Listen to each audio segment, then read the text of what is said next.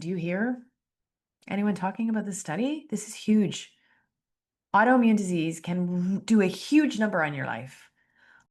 I'm Ann Marie McQueen, journalist and proud 50-ish woman, and we are here looking for the true truth in perimenopause, menopause, midlife, and beyond. Opening our minds to other possibilities is not always easy. Hotflash Inc. You're all woman to me. All right, Ann Marie.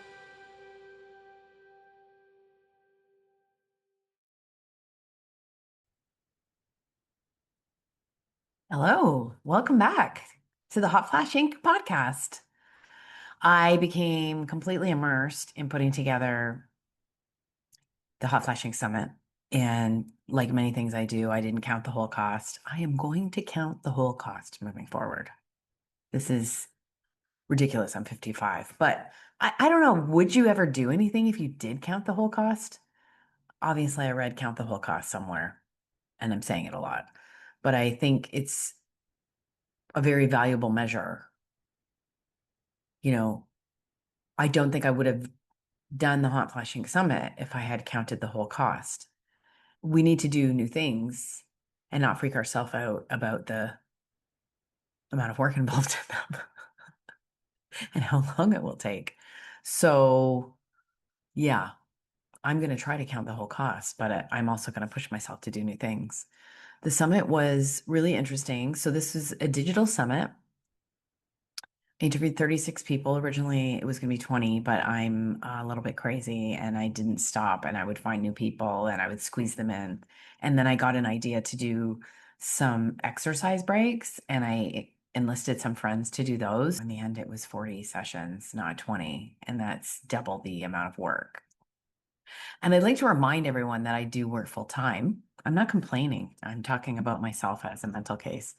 Uh, yeah, I still work full time. I'm a content consultant for a museum that's opening here in Abu Dhabi. So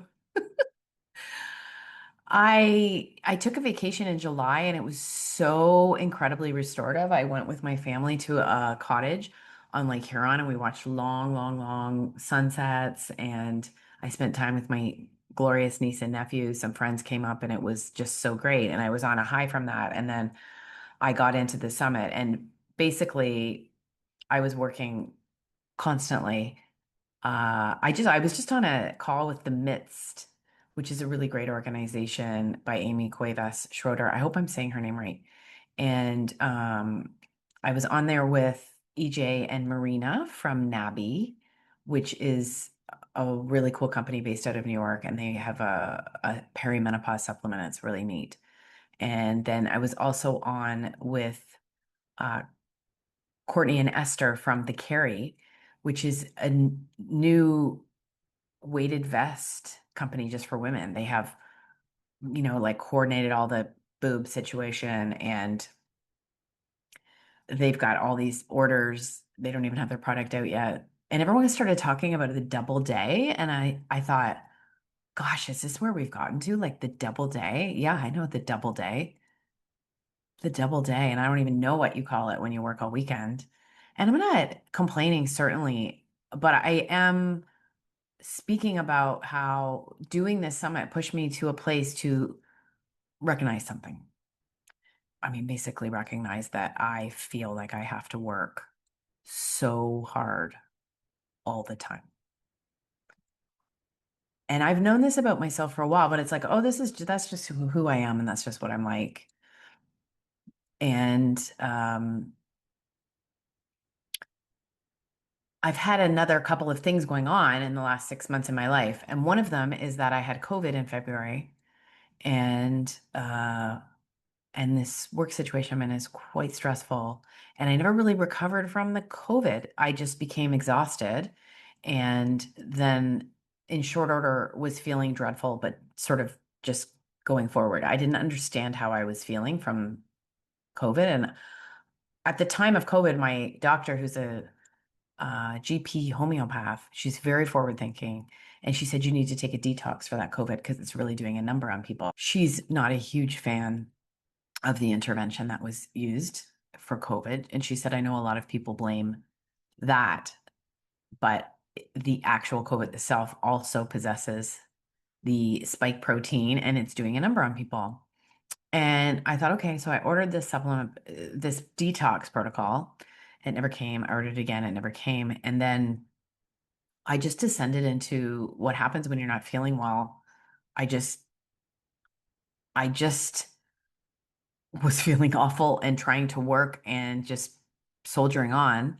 But what was happening was that I was getting these intense pressure headaches for like, a week at a time.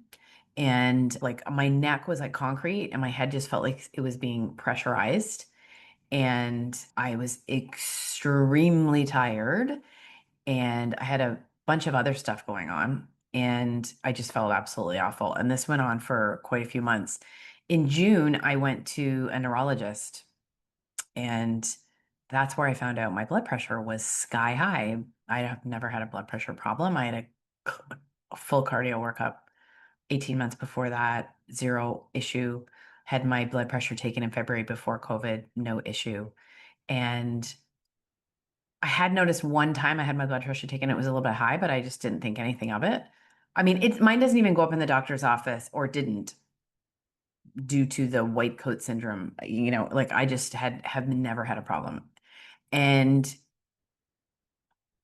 it was so high. And he said, you have stage 2 hypertension. Well, you're the age, and he said, do you exercise? I'm like, don't even get me started. Like, do I exercise? I exercise, I eat right. I have for decades. I write about this stuff. This makes no sense. And he didn't seem to have any sort of solution. He just wanted to give me an MRI. He said, if I give you an MRI, I bet your headache will go away. So I ended up contacting my doctor and she said, well, it sounds like that you have COVID related hypertension. I looked and there's studies on it. And, you know, whatever's going on in my body, you can research. It has to do with fibrin and small blood clots and my blood pressure raising to compensate and the headache pressure. And I don't know. So I've been dealing with that while putting on this summit. And then I hit a wall, like sort of right before the summit, where I just collapsed. I just like couldn't get off my bed. And so I worked from home for 2 weeks and I was able to finish the summit. I was able to feel better. And now I have come to this realization that something has to give. So I'm going to let go of my job in December and I'm going to do Hotflash full time, and maybe a few other things. I'm pretty excited about that.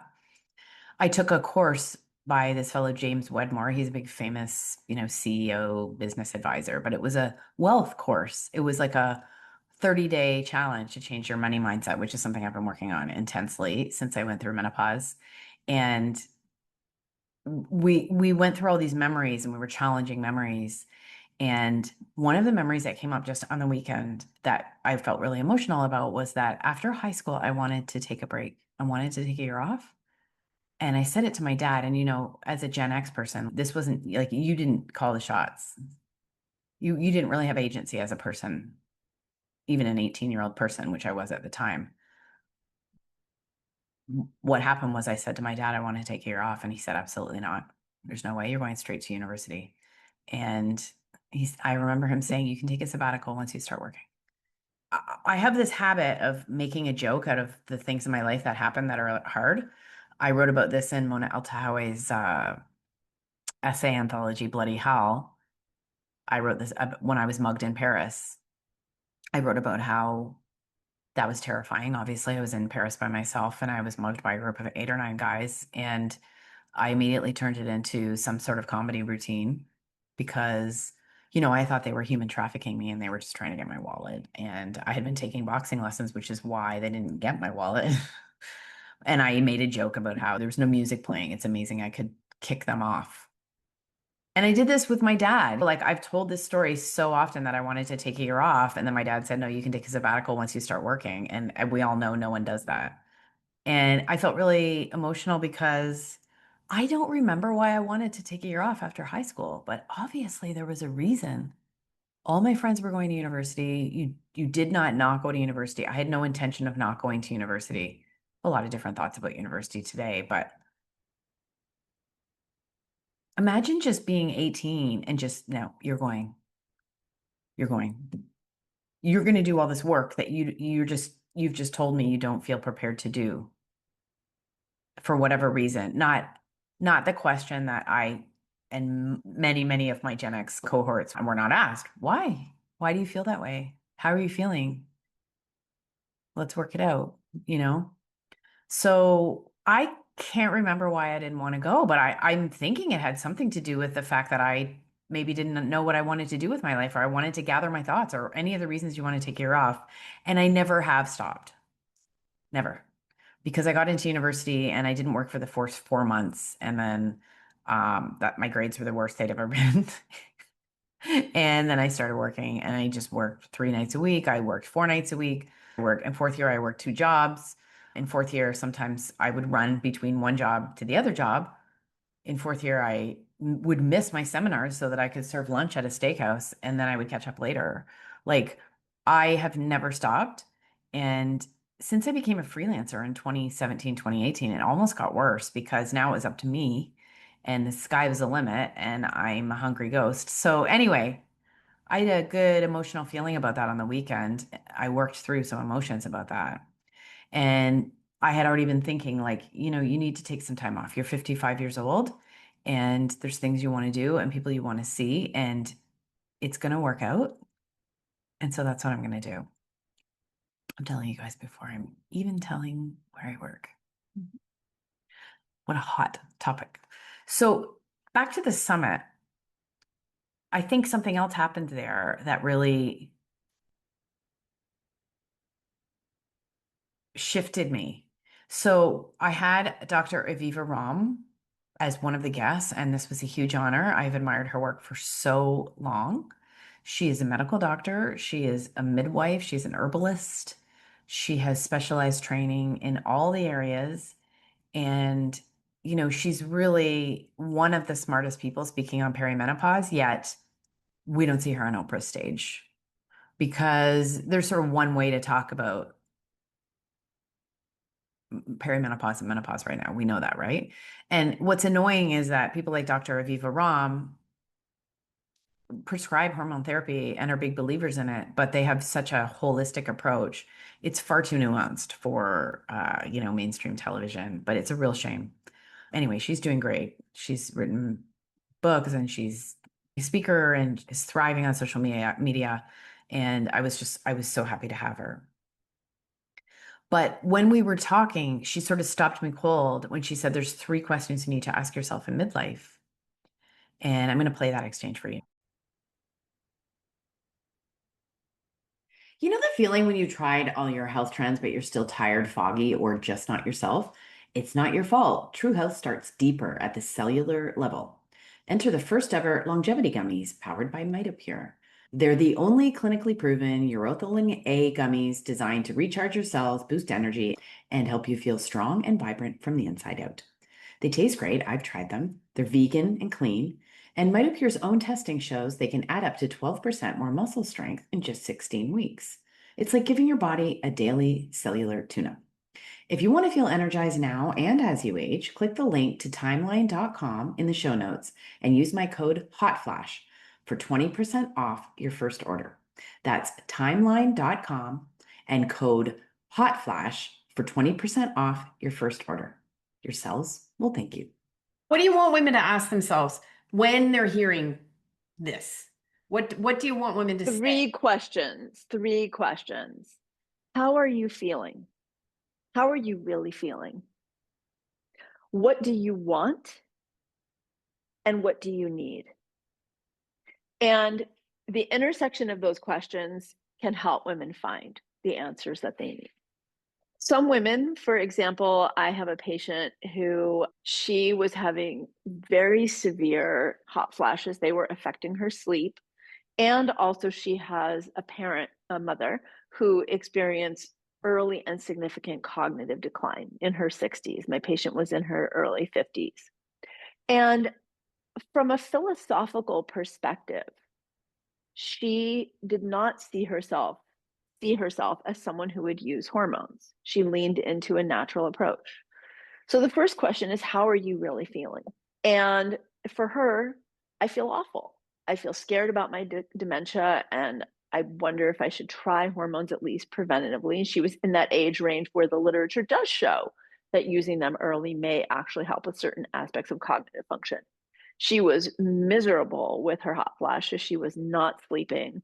And that was affecting her exercise, her diet, her relationship with her partner, because she was feeling just bitchy and irritable and ragey all the time. And so she felt awful, right? She felt really awful. So then what do you want? Well, I want to be able to approach menopause more naturally. Okay, here are all the things that we can do, but also what else do you want? I want to not be suffering. That's an important want. And then what do you need? And for me, a lot of times I help women bridge that gap. Like if they really are having mild symptoms, they want to take a natural approach. They don't need hormones for any medical reason yet, or because they're so significantly suffering, or even suffering at all. Like, I don't have to be significantly suffering to do something, then that might take us down one road. But in her case, what do you need? What I really need is to feel better and not feel afraid. And so in that case, it was like helping her see that MHT, menopausal hormone therapy, strategically could help her possibly feel better and fill that gap. In her case, it did. In other women's cases, it doesn't, right? They don't actually get these miracle cures that were promised on the internet with hormone therapy. So how are you feeling? How are you really, really feeling? What do you want? And what do you need? And then what's going to get you there, right? Like, what are the tools that you get to choose from that get you there?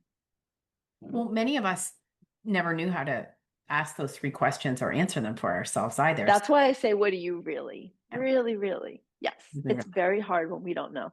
And I think we still need qualified guides to help us sort through, right? I've been thinking about this ever since that moment. And I don't ask myself these questions. I don't think very many of us do. And so since then, I've been sort of breaking my own heart by saying, I've been asking extra questions. What do you want? What do you need? How do you feel? These are hard questions. How do you feel? How do you feel about that thing? No, you don't just have to feel grateful that you have it. You're allowed to say you don't like it. You're allowed to say you don't want it. I always remember my sweet baby little niece. And when she was young, she would just say, I don't like it.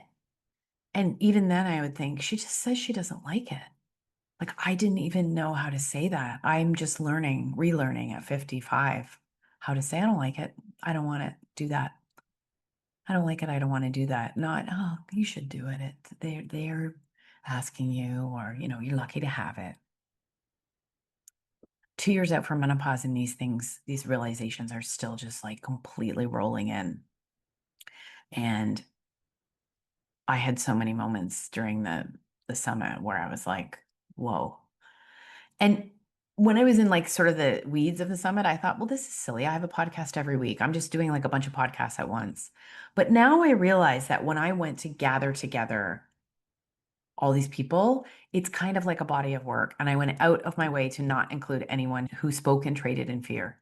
And that is very meaningful to me. And the fullness of that was meaningful to me. And I know I've heard that it was meaningful to other women. I wanted to thank Emma for this email. She's thanking me and saying there's good information in speakers. She also praises my powers of organization and imagination and wise questions and humor. So thank you, Emma. She says, I'm not uninformed and already engaged with the Red School and other amazing women like them.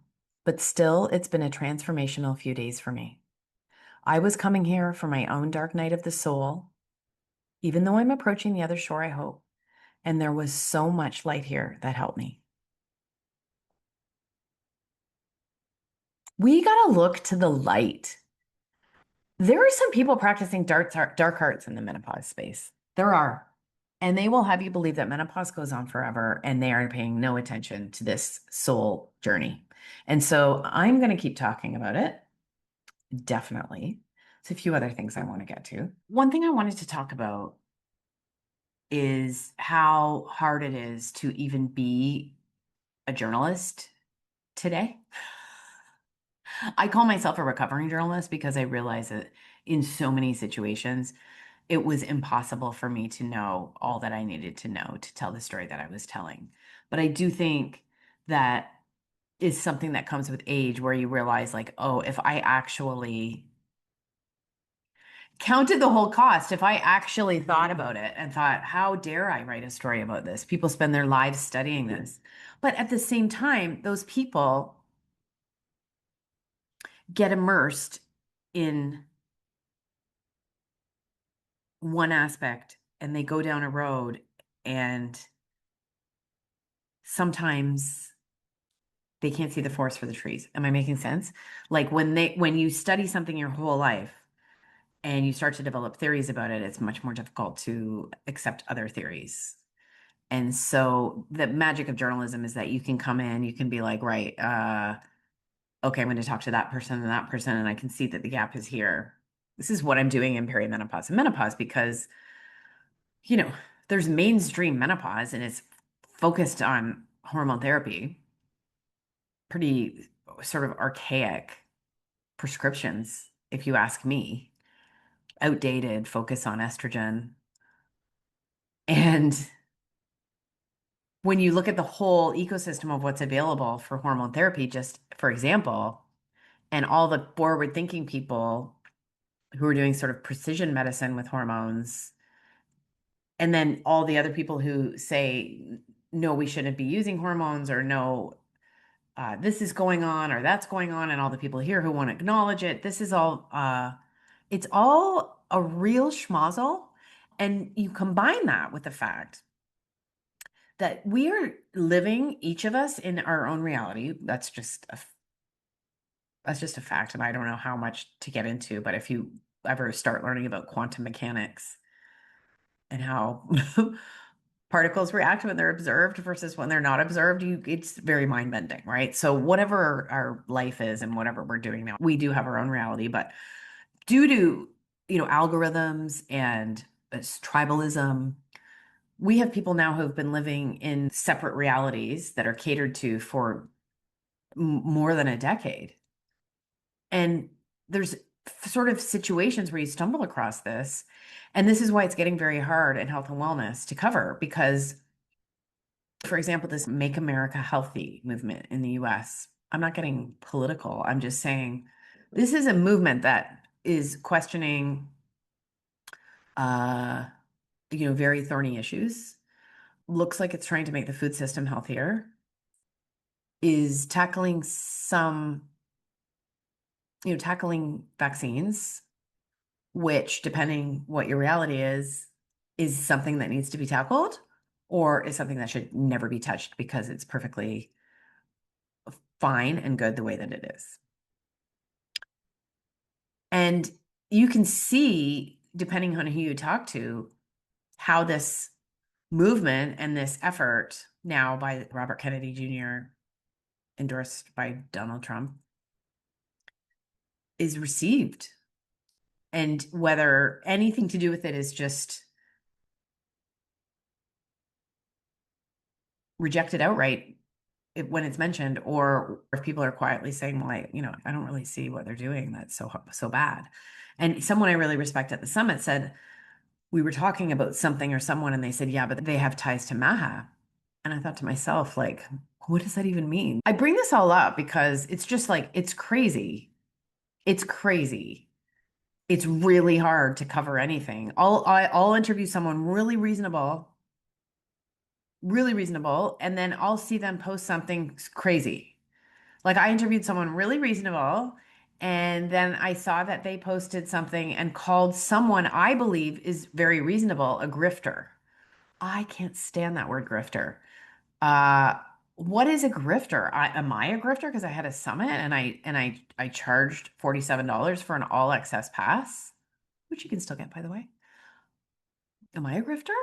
Like, what is a grifter? I think there was a movie called Grifters. They went around stealing from people.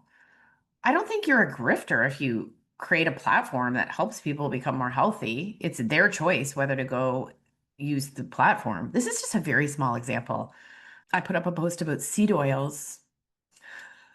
Why? I don't know why I do these things to myself. I put up a post about seed oils.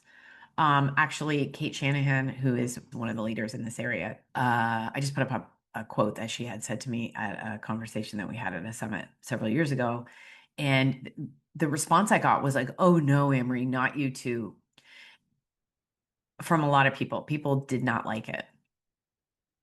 And I just was thinking, are all these people going and buying like, the yellow oil in a plastic bottle, like that says heart healthy and cooking with it and eating out and not knowing that that's the oil, like, and they're getting mad at me because I'm saying that there might be an issue with your vulnerable perimenopause gut with consuming these oils. And a dietitian, and I will tell you that some of the nastiest people I've come across on social media are dietitians. And when I say some, I mean three, three or four. By the time I got to the comments on this seed oil post that I had, which was basically just saying seed oils can be very hard for women in perimenopause, this dietitian had gone and responded to everyone, basically saying I was wrong. And one of the things that she wrote was like, people in, she said, a Scandinavian country use cold pressed seed oil all the time and they have, these healthy outcomes. And I just thought, you little vixen, because that is half of the story. Yeah, I would use cold pressed seed oil too. The issue isn't really seed oils, it's the mass produced industrial oil that's made. Go to YouTube and look up how canola oil is made and see if you don't skip that aisle for the rest of your life. It is shocking.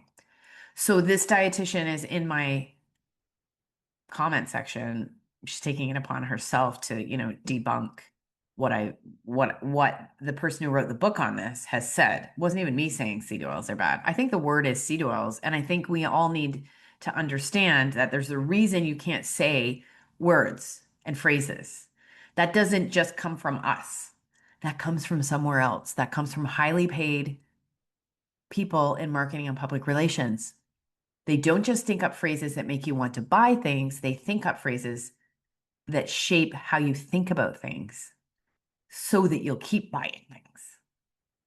I hope I'm not talking like at you like you're a toddler. I need you to know that the term seed oils, it's probably not the best way to describe what we're talking about anyway, but there's a reason you can't say that. And there's a reason why after that post, my engagement dropped by like more than 150,000 for quite a while. It was just bottoming out.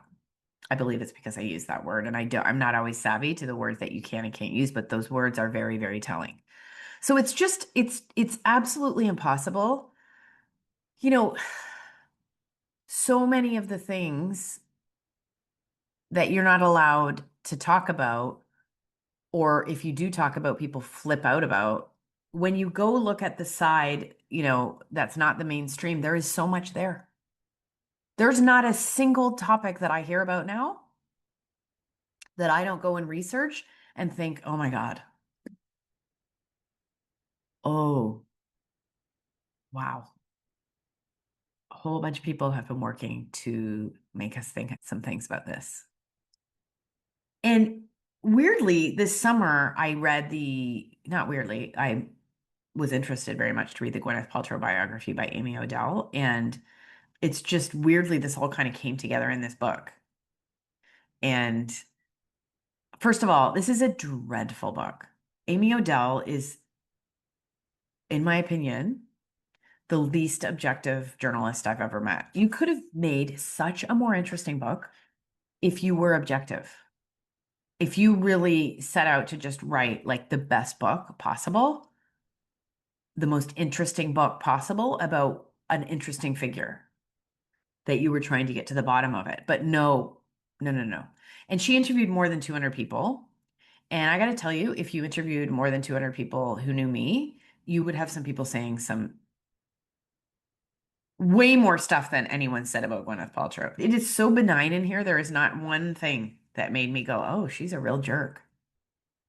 This author is trying so hard throughout this book to make Gwyneth Paltrow seem like an awful person. And all I came away with was, yeah, she doesn't want to hang around her high school friends. I don't really want to hang around many people from high school either. I get it. I get it. The whole entire book to me just seems like grasping. Like there was a film that she was in and it didn't do well. And Amy Odell was saying no one understands why she did it. But it was with two really famous, really good actors. It's really obvious why she did it. She wanted to work with those actors. Or, there was just like there's little anecdotes throughout that are she's trying to make her sound like awful and she ends up sounding good. This happens throughout this book. And just one example was that on a film set, Gwyneth didn't hang out with the crew. And then in the next paragraph, she says that she hung out with the makeup artist and would have coffee with him every morning. Well, that's who she liked. She didn't like anyone in the crew. What? And, business wise, I see a lot of similarities because she had a great idea. She's having trouble figuring out how to monetize it.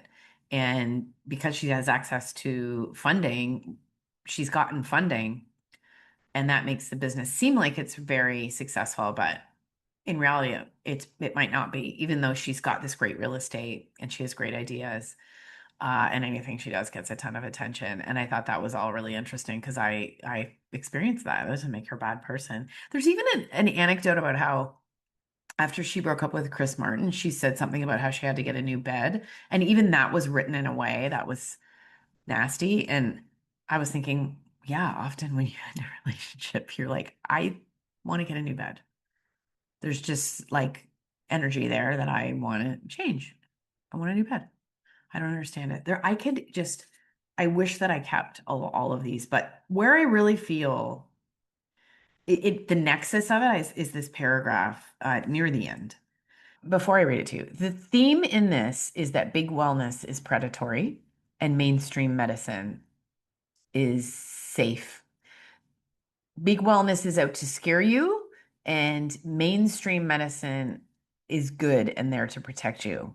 So throughout the entire book, and when speaking of Make America Healthy Again, there is an effort by this author to try and marry these two narratives and tie Gwyneth in with the resurgence of Make America Healthy Again, but it flops in my estimation terribly.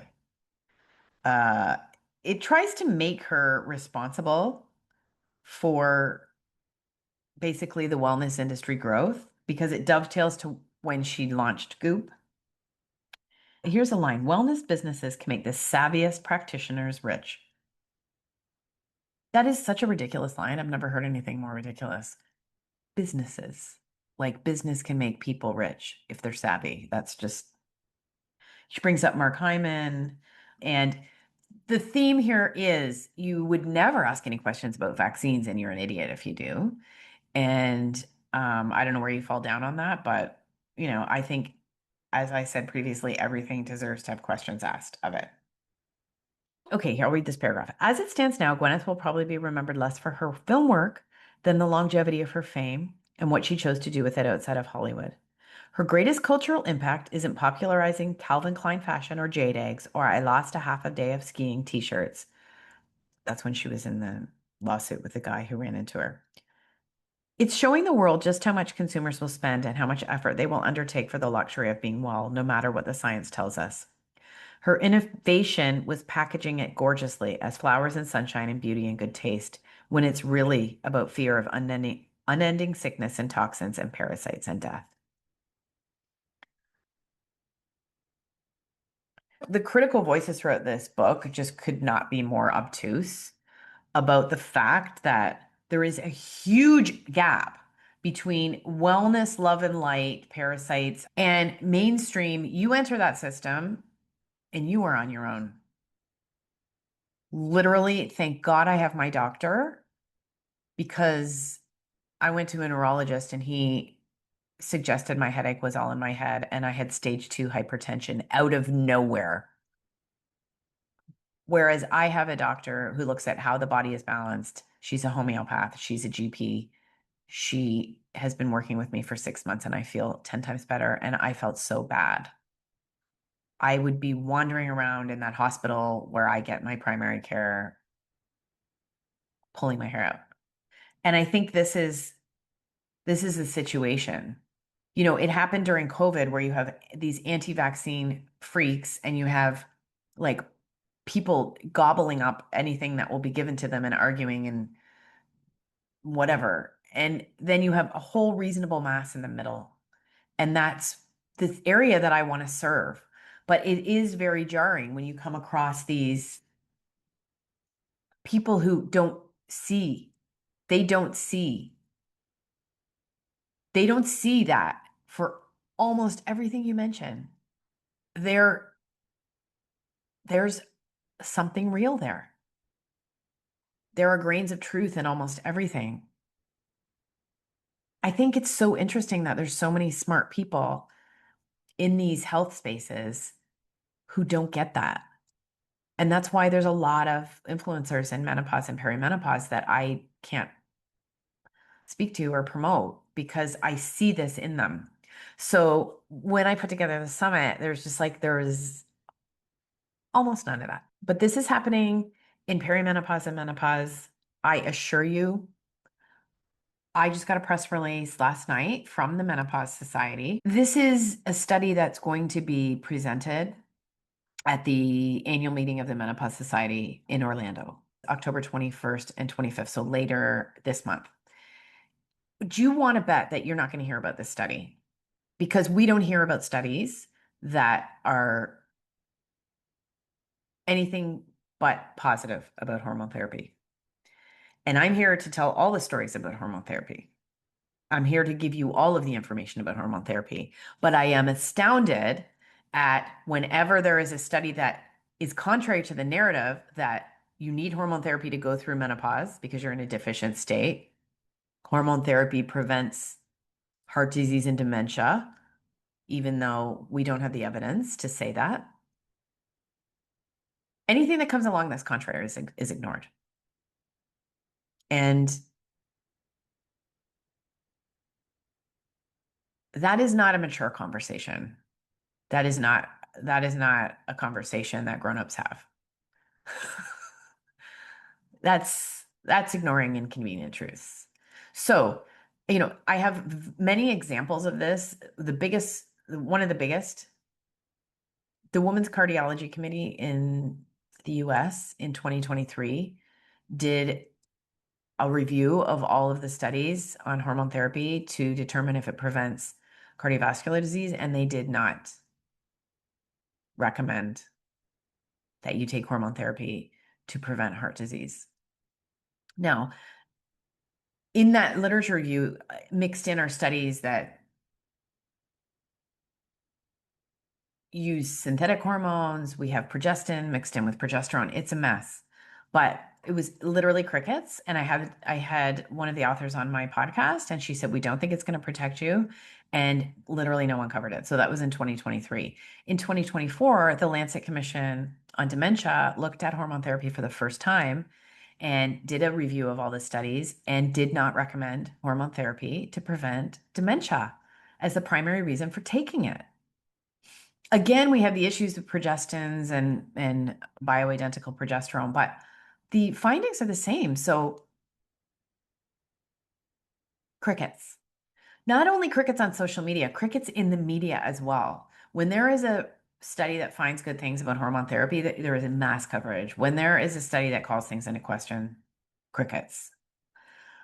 So we have a study that's going to be presented at the 2025 annual meeting of the Menopause Society in Orlando, October 21st to 25th. I've asked to speak to the lead author. I have asked to see the study, and I've also asked to get access to the Menopause Society. A new large-scale study demonstrates a significantly higher incidence and risk of developing autoimmune diseases in postmenopausal women using hormone therapy. Now, autoimmune disease disproportionately affects women anyways. And there have been notable shifts in incidence following menopause. This suggests a potential role of sex hormones in immune regulation. I'm just reading from the press release. I don't have the study. So this new study suggests a statistically significant higher risk of developing all autoimmune diseases except Graves' disease and autoimmune hepatitis. So results of the study are going to be presented at that meeting. Autoimmune diseases have been increasing globally for years. The study looks at 1.8 million. The mean age is 60.5 years old. And compared to non-users, hormone therapy users had a higher incidence of autoimmune diseases at 5 years, 10 years, and across the full menopausal period.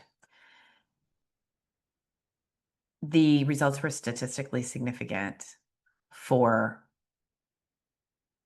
15 of the 17 individual autoimmune conditions. This study is so interesting because when there is a positive study for hormone therapy, you'll hear like a Cochrane review found that hormone therapy reduces the risk of cardiovascular disease by 50%. As Dr. Susan Davis brilliantly broke down in an Instagram reel lately, thank goodness she's on Instagram. That is a relative risk reduction calculation, and it's well known for like bigging up the results of something. But when you look at absolute risk reduction, which is the much more scientific way of reporting results, it's like less than a whole percentage point reduction. It's not like I'm walking along and I take hormone therapy and I had a 100% chance of getting cardiovascular disease, but now I only have half that. It doesn't work like that. And this scientific sleight of hand is used all the time by the people on social media who are promoting hormone therapy for prevention of cardiovascular disease and dementia, even though we don't have that finding in the literature. And the people who research this, even Dr. Lisa Mosconi and Roberta Brinton Diaz in the US, don't say that. They don't say that. They don't say that about hormone therapy and dementia. The prominent cardiovascular specialists don't say that about hormone therapy and heart disease. The findings are mixed, and in some cases, hormone therapy can exacerbate pre-existing conditions. I'm bringing up the relative risk because they don't say the percentage increase here. The lead author said, our study found a statistical link between hormone therapy and autoimmune diseases, but the actual increase in absolute risk is relatively small and varies by condition. So he's saying more study is needed. Hormone therapy remains a safe and important option. It's always a relatively small increase in absolute risk or a relatively small decrease in absolute risk. But I find it very interesting that they did not put it in this press release. I guess they want you to go watch, and I'm going to be on this, but just listen. If you've made it this far in the podcast, thank you. And just go around and listen. Do you hear anyone talking about this study? This is huge. Autoimmune disease can do a huge number on your life. I had Hashimoto's and low thyroid. I'm so much better, but that was life altering. And that's just one of them.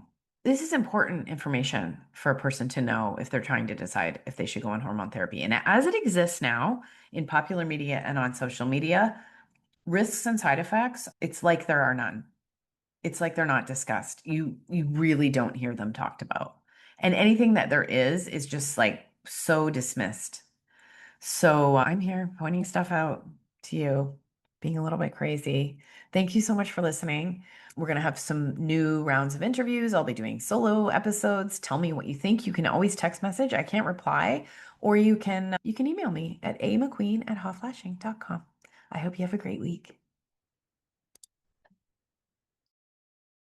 Hotflash Inc. was created and is hosted by Ann Marie McQueen, produced and edited by Sonia Mack. The information contained in this podcast is intended for informational purposes only and is not intended for the purpose of diagnosing, treating, curing, or preventing any disease. Before using any products referenced on the podcast, consult with your healthcare provider, read all labels, and heed all directions and cautions that accompany the products. Information received through the podcast should not be used in place of a consultation or advice from a healthcare provider. If you suspect you have a medical problem, i.e. menopause or anything else, or any healthcare questions, please promptly see your healthcare provider. This podcast, including Ann Marie McQueen and any producers or editors, disclaim any responsibility from any possible adverse effects from the use of any information contained herein. Opinions of guests on this podcast are their own, and the podcast does not endorse or accept responsibility for statements made by guests. This podcast does not make any representations or warranties about a guest's qualifications or credibility. This podcast may contain paid endorsements and advertisements for products or services. Individuals on this podcast may have direct or indirect financial interest in products or services referred to herein. This podcast is owned by Hotflash Inc. Media.